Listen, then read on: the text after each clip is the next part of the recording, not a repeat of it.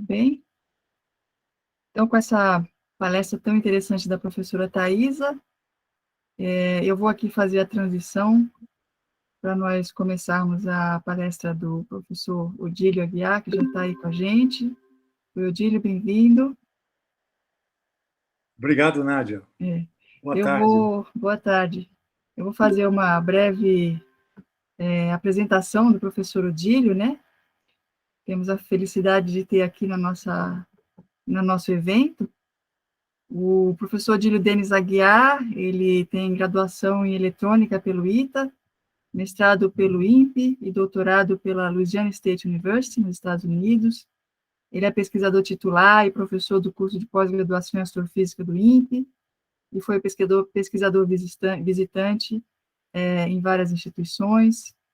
Ele é chefe da linha de pesquisa em astrofísica de ondas gravitacionais, na divisão de astrofísica do INPE, desde 2002, quando ela foi criada, e tem experiência na área de física, com ênfase em relatividade e gravitação experimentais. Ele participou da colaboração científica LIGO, das primeiras detecções de ondas gravitacionais, ocorridas em 2015 e 2017, as quais inauguraram uma nova janela para a observação do universo, que é a astronomia, a astrofísica de ondas gravitacionais, e também uma nova astronomia multimensageira.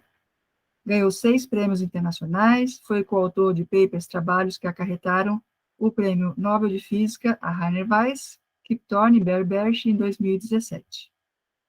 Então, eu quero deixar agora as palavras para você, Odílio. Nós estamos com 307 inscritos no evento, muita satisfação, muito obrigada. Obrigado, Nádia. É um prazer estar aqui nesse evento que vocês estão organizando. Eu vejo que tem um colega do INPE aqui também, o Gerson Ludwig. Nos conhecemos de longa data. Eu vou colocar, então, em modo de apresentação.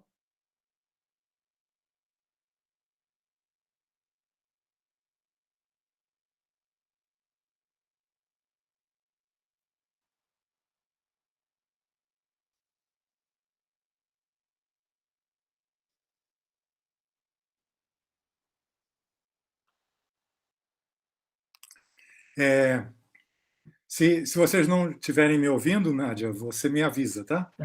Tá visível aqui, você talvez queira só tirar essa barrinha de baixo, ocultar a barrinha de baixo. Perfeito. Vou ter que entrar de novo, espera só um instantinho. Ok. Então, eu vou falar para vocês, por causa do tema do evento, o que nós já aprendemos sobre buracos negros com astronomia de ondas gravitacionais. Como a Nádia mencionou, a gente participa da colaboração LIGO, e não sou só eu, existe também essa equipe, o César Costa, o Marcos Okada, a Tabata Ferreira, o Julietson Malaquias Reis e o Júlio Martins. Além disso, nós temos também um grupo no INPE, que conta com o José Carlos e estudantes, o Felipe, e outros colaboradores, um pós-doc, o Rafael. Enfim, é uma equipe grande, mas apenas uma parte dela trabalha na colaboração LIGO. As ondas gravitacionais, falando rapidamente, elas não seriam previstas na teoria de Newton. Mas, na teoria de Einstein, sim, porque Einstein ele formulou a teoria da relatividade geral, que mostrava que os corpos deformavam o espaço-tempo.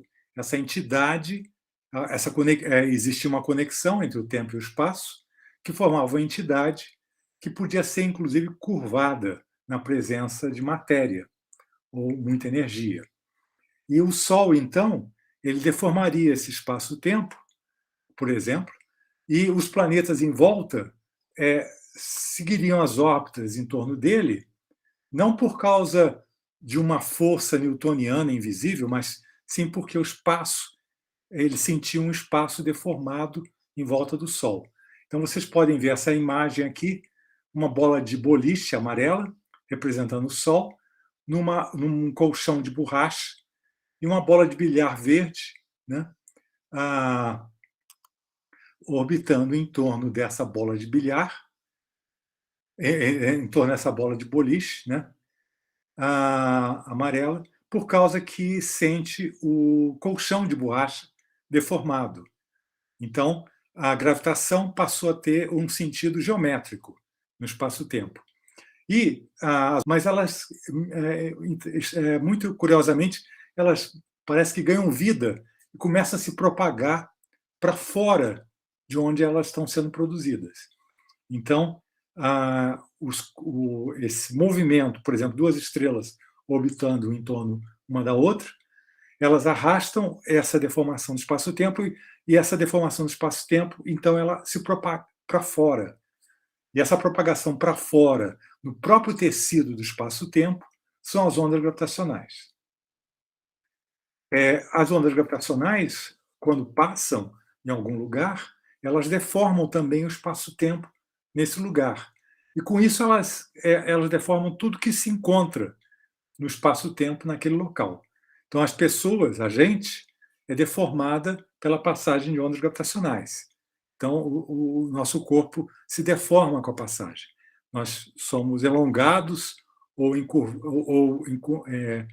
encurtados, e a gente passa a ficar magro ou mais gordinho, de acordo com a passagem de ondas gravitacionais. Felizmente, as ondas gravitacionais, elas não causam uma deformação que causasse dor no nosso corpo, né? As ondas gravitacionais, com maior amplitude possível, que pudessem passar por nós, digamos, a gente poderia chamar de tsunamis de ondas gravitacionais, coisas raríssimas, inclusive, que passariam por nós uma vez por século, né?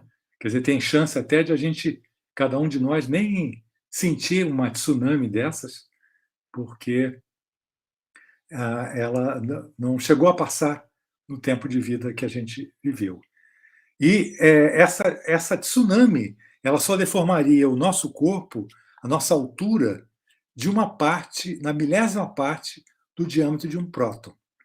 Então, como é a milésima parte do diâmetro de um próton, a gente não sente nenhuma dor por causa da passagem de ondas gravitacionais, mesmo que se fosse uma tsunami. Os detectores que são utilizados para detectar essas ondas gravitacionais usam interferometria laser. A interferometria laser, nesse pequeno vídeo, mostra como funciona. O feixe de laser é enviado para esse espelho semi-transparente em 45 graus, e ele divide o feixe em dois. Então, o laser, que tem fase bem definida na frente de onda, ele bate nesses espelhos perfeitamente refletores e volta para aquele espelho semi-transparente, mas eles ajustam as distâncias de forma que é cancelada, não existe a faixa laranja de luz. Então, é 180 graus. Quando as ondas gravitacionais chegam, elas modificam a distância entre os espelhos, como vocês estão vendo aí, e aí você passa a ter luz ou não ter luz, né, de acordo com a fase do sinal da onda gravitacional. E o fotodiodo, um fotodetector, detecta, então, esse sinal da passagem da onda gravitacional. Existem alguns artifícios que são feitos para aumentar ainda mais a sensibilidade desse princípio físico de detecção. O primeiro artifício físico é colocar esses braços com um comprimento muito grande. Então, são braços de 4 quilômetros que são implementados, de forma que uma pequena movimento dos espelhos, mas num comprimento tão longo, você consegue detectar, então, uma onda com uma amplitude muito pequena. Tá? O outro artifício que você usa é esses espelhos aqui colocados para refletir de volta o feixe de laser. Então, o feixe de laser não só é dividido em dois caminhos ópticos, mas ele fica aprisionado por um certo tempo nesses braços chamados do interferômetro laser. Então, existe um acúmulo de potência nesses braços. Esse acúmulo de potência é essencial para poder aumentar a sensibilidade, porque o laser obedece à mecânica quântica. Então, existe uma probabilidade. O comprimento de onda do laser que você usa é um comprimento pequeno, é 1 nanômetro, 1000 nanômetros, aproximadamente 1 micron, tá? Quer dizer, 10 elevado a menos 6 metros. Mas a sensibilidade desses interferômetros consegue detectar movimentos nos espelhos da ordem de 10 elevado a menos 18 metros. Quer dizer, 12 ordens de magnitude menor do que o comprimento de onda do laser, do fóton do laser utilizado. Então, para conseguir isso, você não conseguiria se o laser obedecesse a mecânica clássica.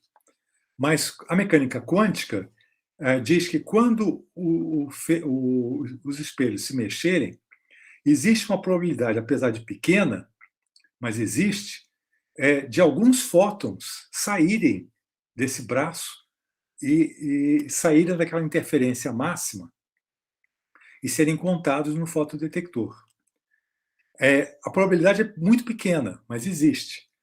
Como você tem uma potência enorme nesses braços, você tem uma quantidade monstruosa de fótons nesses braços. E com isso, essa quantidade enorme de fótons nesses braços, multiplicada por aquela probabilidade pequena, dá um número ainda significativamente razoável. Então, você tem alguns fótons que passam e são, então, contados no fotodetector, quando não existe a interferência destrutiva máxima. Esses dois interferômetros eles ficam localizados no estado de Washington e no estado da Louisiana, nos Estados Unidos, aproximadamente a 3.000 quilômetros de distância. E a sensibilidade desses detectores obedece a essa curva. Aqui é a frequência e aqui é a amplitude do sinal. Quanto menor a amplitude do sinal, é a parte mais sensível do interferômetro. Então, a parte mais sensível do interferômetro está nessa região aqui, mais ou menos entre 100 Hz e 300 Hz. Né? Mas a partir mais ou menos de 20 a 30 Hz, ele já tem sensibilidade suficiente para detectar um sinal no interferômetro. O primeiro sinal chegado foi esse no dia 14 de setembro de 2015. Ele chegou no detector da Louisiana. E esse sinal chegou aproximadamente 7 milissegundos depois no detector no estado de Washington. Você nota a semelhança muito, muito grande entre os sinais. Quando você coloca um sinal sobre o outro, né, aqui você coloca um sinal sobre o outro, você vê realmente que a semelhança é enorme, inclusive na fase do sinal. Né? E quando você, então, usa a relatividade geral de Einstein com supercomputadores e tenta reproduzir esse sinal, você obtém esses sinais daqui, que são os sinais fabricados com a relatividade geral e supercomputador, que mais se aproxima dos sinais que foram detectados. E quando você, então, vê o sinal que mais se aproxima, você descobre as massas envolvidas, descobre os spins dos objetos envolvidos, você descobre quantos ciclos ocorreram antes que eles se fundissem. Então, na verdade, o que você está observando são duas estrelas compactas, né, que elas estão nas últimas órbitas entre si, elas estão se aproximando e cada vez mais emitindo ondas gravitacionais com amplitude maior e com frequência mais rápida, quer dizer, uma frequência maior, um período menor, né? Até o momento do choque entre as duas estrelas compactas que ocorre quando temos essa amplitude máxima aqui. Né? Essas estrelas compactas, quando você faz as contas das massas envolvidas, elas são buracos negros ou estrelas de nêutrons. Né? São os objetos que o detector, o LIGO e Virgo, e o Kagura, japonês, conseguem detectar. Esse é o mesmo sinal, só que representado de outra forma. Aqui você tem o tempo, aqui também é tempo, mas você tem a cor como sendo amplitude e aqui a frequência. Então, a frequência ela vai aumentando ao longo da coalescência chamada, até o momento do toque, que é essa onde tem amarelo aqui, que nessa frequência, e aí depois ainda a frequência aumenta, mas o sinal já vai caindo em amplitude. Nesse caso, a gente aprendeu que vários buracos negros, antes de se chocarem, eles chegam a velocidades de 60% da velocidade da luz. Isso é generalizado, eles ocorrem nas duplas, chegam a 60% da velocidade da luz, e aí eles se chocam. Então, é uma coisa fantástica a quantidade de energia envolvida, a potência envolvida. É o objeto, depois do Big Bang, são os sinais mais potentes que existem no universo. Não são os mais energéticos. Os AGNs, que ocorrem no centro de buracos negros supermassivos, são os mais energéticos. Mas a potência emitida por eles não é tão grande quanto a potência emitida por essas coalescências de buracos negros estelares. Bom, essa primeira descoberta deu o prêmio Nobel para os principais pesquisadores da colaboração, que são esses senhores que vocês estão vendo, Barry Barish, o Kip Thorne e o Rainer Weiss. De lá para cá, desde setembro de 2015 até hoje, já foram anunciadas as detecções de 52 eventos. Então, vocês têm aqui um mapa mostrando. Desse lado aqui à esquerda, você tem a massa solar do objeto. Tá? Então, vem desde uma massa solar até 160 massas solares. Você tem aqui em amarelo as estrelas de nêutrons já descobertas por estudos eletronêutrons detectadas. Aliás, desculpe, 5 não, são 7. Tá? São 7. Essas daqui, essas duas também contam. Tá? São, no total, 7 estrelas de nêutrons envolvidas por descobertas por detecções de ondas gravitacionais. Existem, a maior parte das detecções ocorreram envolvendo buracos negros, que são esses em azul, tá? Azul claro. Os círculos em roxo são os buracos negros detectados por estudos eletromagnéticos. Uma coisa logo você nota é que as massas, em média, dos buracos negros descobertos por detecção de ondas gravitacionais têm massa maior do que os buracos negros descobertos por emissão de ondas eletromagnéticas, principalmente raio-x. Né? Isso é uma coisa interessante. Né? Então, a gente não conhecia buracos negros, até as detecções, com massas maiores do que 20 massas solares. E a maior parte dos buracos negros detectados em ondas gravitacionais tem massa maior do que 20 massas solares. Existem também coalescências mistas. Assim, as coalescências sempre envolvem dois objetos. Então, aqui você tem os dois objetos envolvidos e o objeto formado. Né? Então, aqui os dois objetos envolvidos e o objeto formado. Aqui você tem o objeto formado com maior massa, que chega a 150 massas solares, com objetos envolvidos de alta massa, inclusive um deles já com massa acima de 80 massas solares. Né? Quer dizer, ele já tinha uma massa acima de 80 massas solares antes de coalescer com esse outro e formar esse buraco negro de 150 massas solares. Existem coalescências envolvendo também buracos negros e estrelas de nêutrons, que são esses eventos aqui, esses poucos eventos aqui.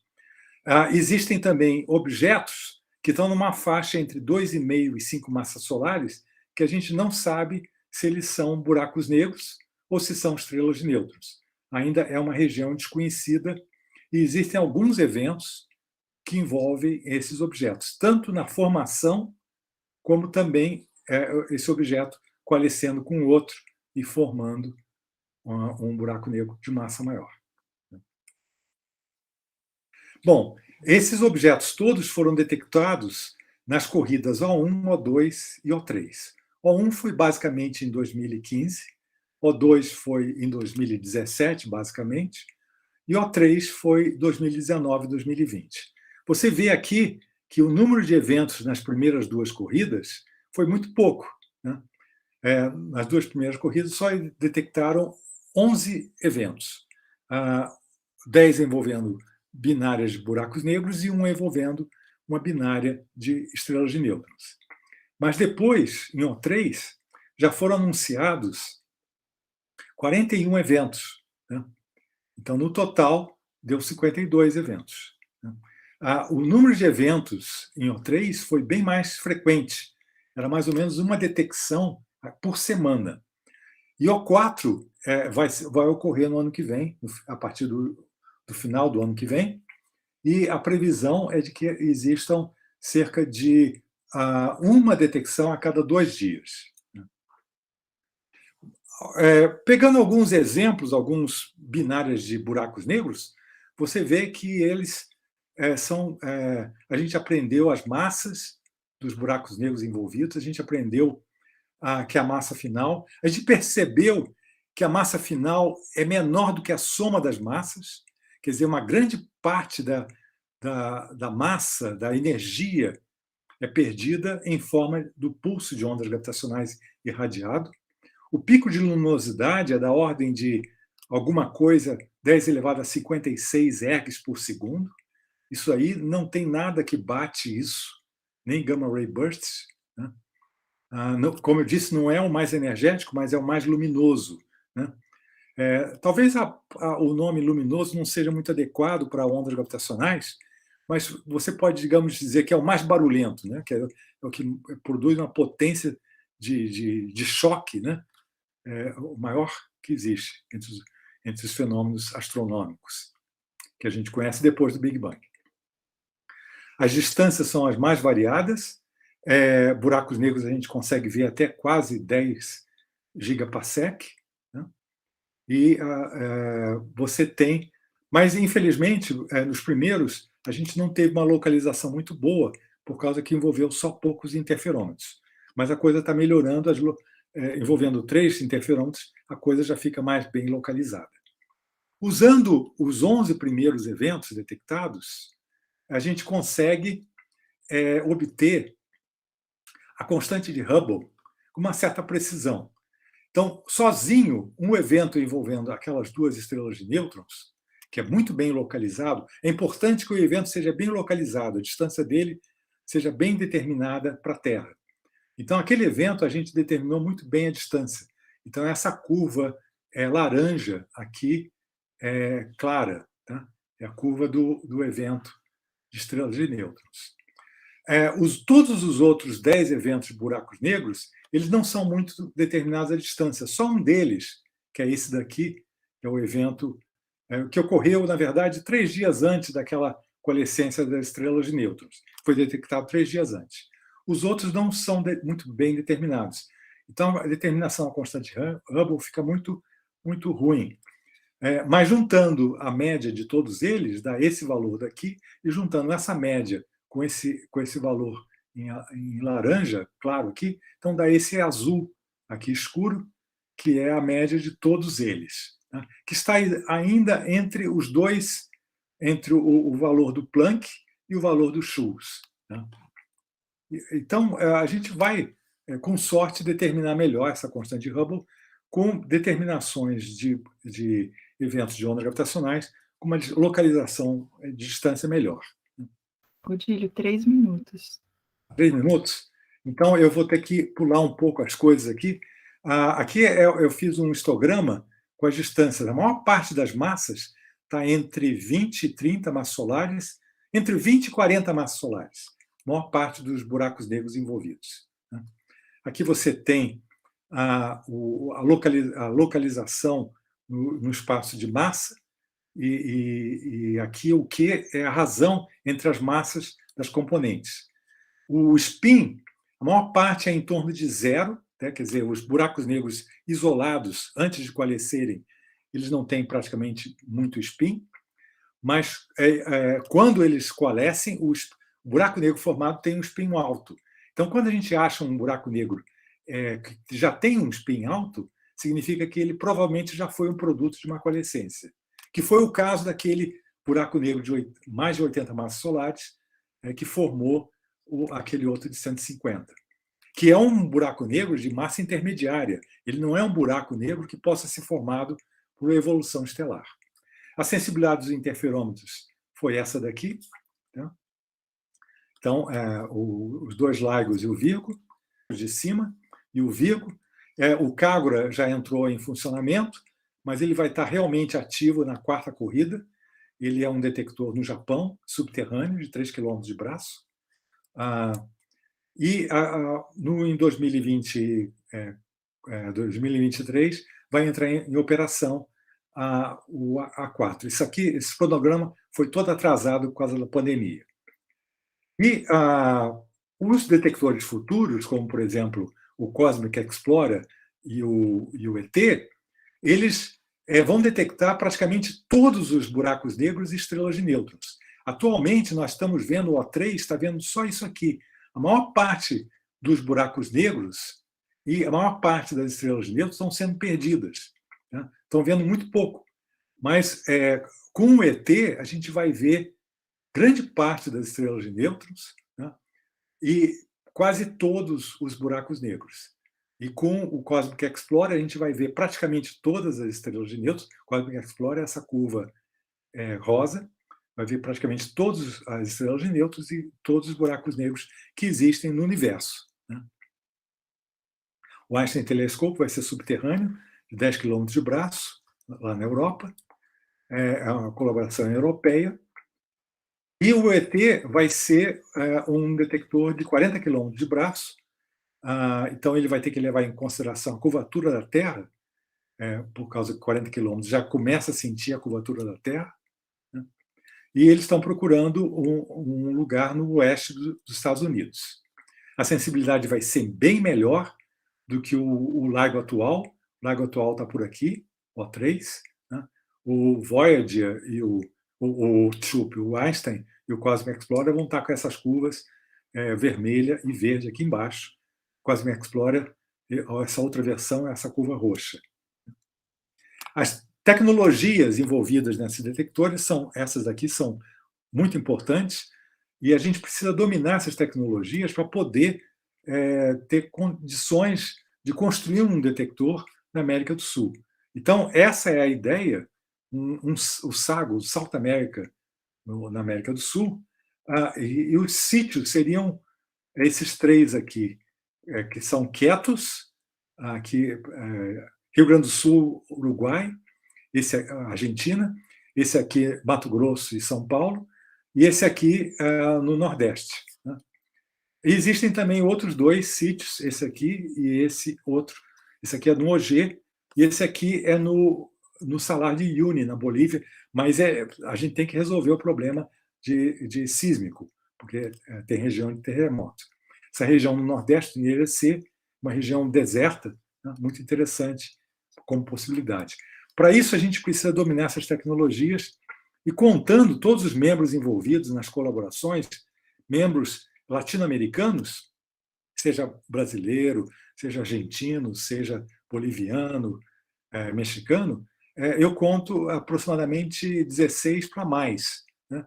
Tem provavelmente mais 16, né? Contando nos nossos grupos envolvidos na colaboração e no LIGO e do Virgo. Né? Então, a gente precisa ter muito mais que isso para pedir esses recursos.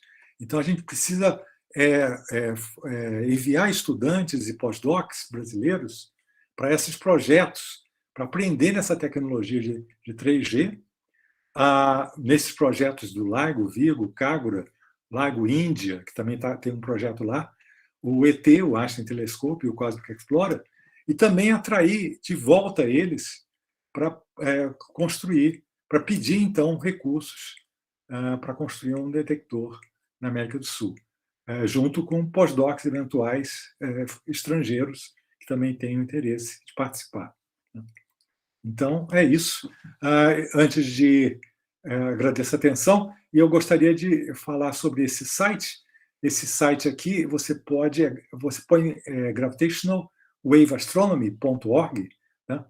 E você tem todas as informações que você precisa sobre ondas gravitacionais, tudo que você precisa saber, mais importante, você tem nesse site, né? Ele tem os projetos, os sites de todos esses projetos, você tem todos os projetos que a gente ouve falar, e links importantes também de palestras, tutoriais, conferências, escolas, oportunidades de trabalho, enfim, é um site muito interessante e útil para quem está interessado na astronomia de ondas gravitacionais.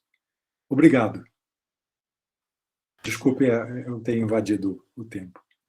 Odílio, muito obrigada aí por falar, contar para nós todas essas novidades aí dessa astronomia, que é a astronomia nascida agora no século XXI, né? Apesar dela ter sido gestada no século XX, de tantas maneiras que tanto você, eu também, né?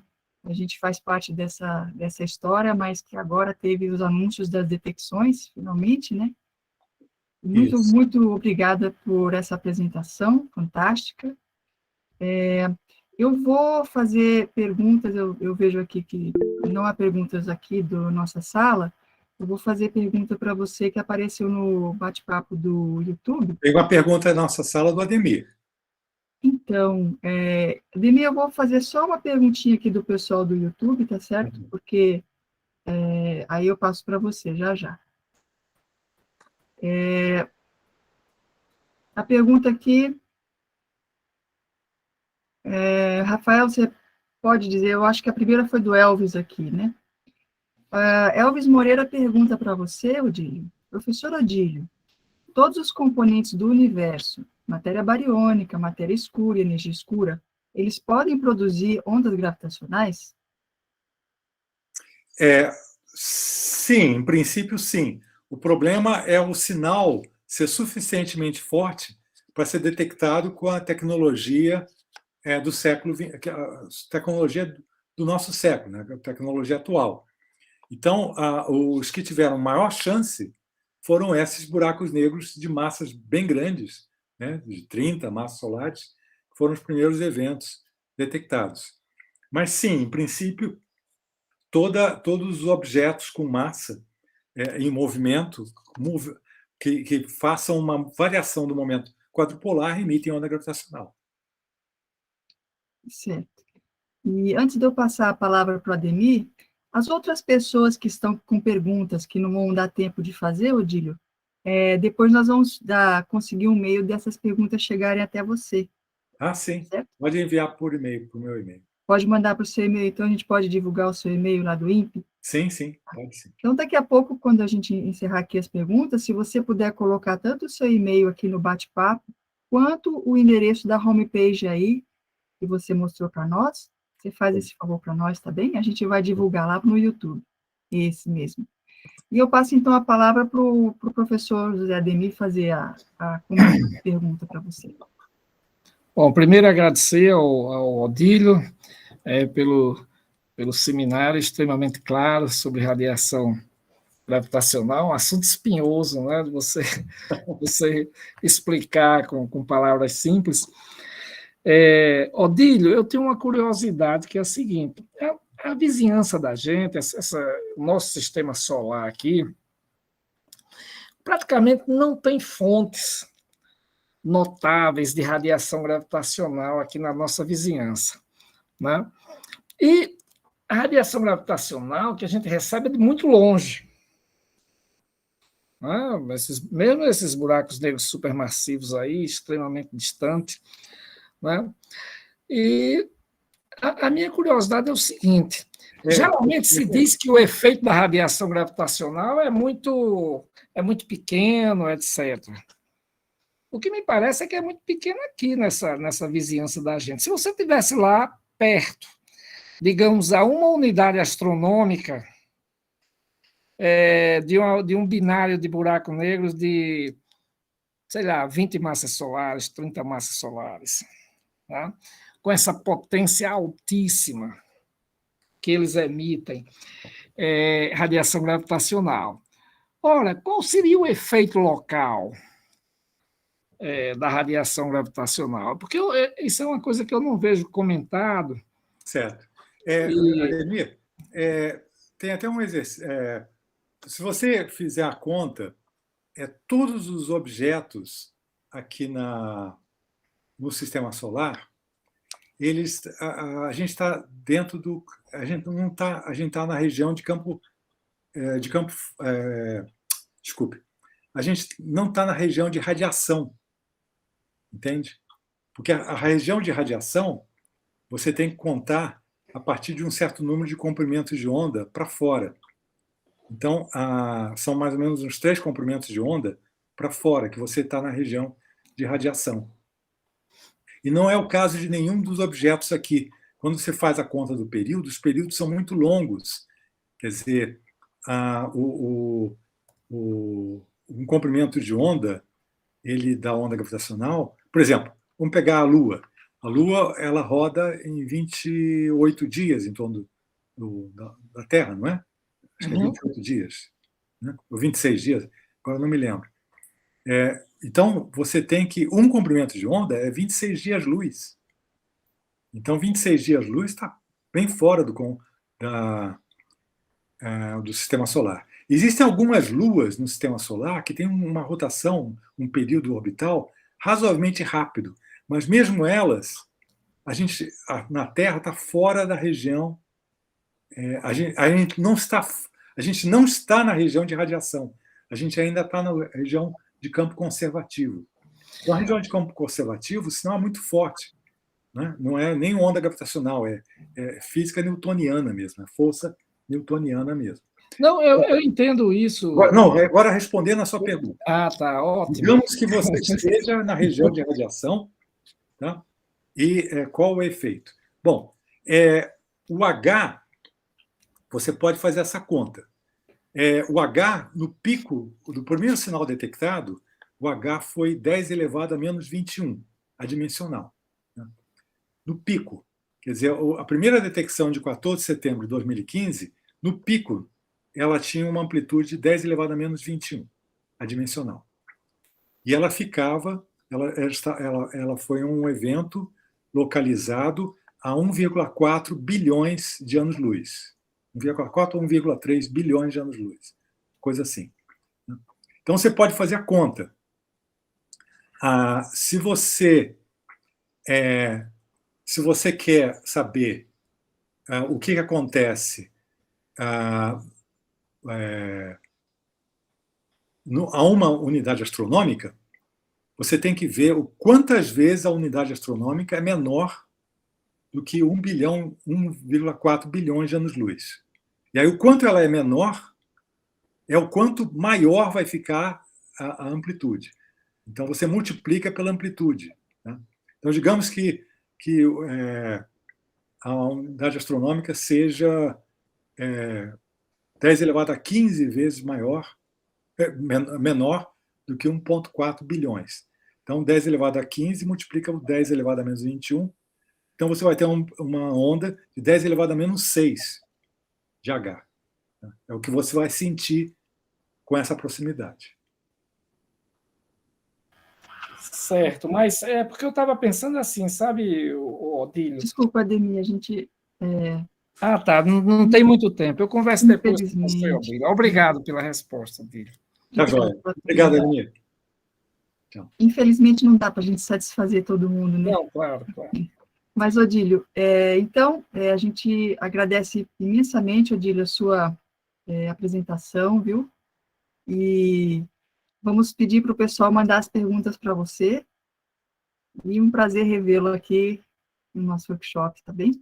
Obrigado, Nádia. Muito obrigada. Até mais. Tchau.